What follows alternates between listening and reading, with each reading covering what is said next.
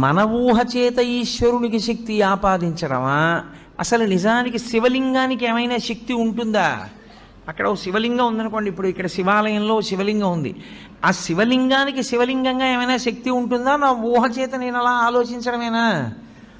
అంటే శివలింగమునకు 5 ముఖములు ఉంటాయి. 5 ముఖములతో ఉంటుంది. ఏది ముఖము అంటే, మీరు ఎటు విభూతి రాసి బొట్టు పెడితే అది ముఖం. 5 ముఖములు అని ఎందుకంటారంటే, తూర్పు, పడమర, ఉత్తరం, దక్షిణం 4 వైపులా 4 ముఖాలతో చూస్తాడు. పైకి ఒక ముఖంతో చూస్తాడు. 5 ముఖాలు.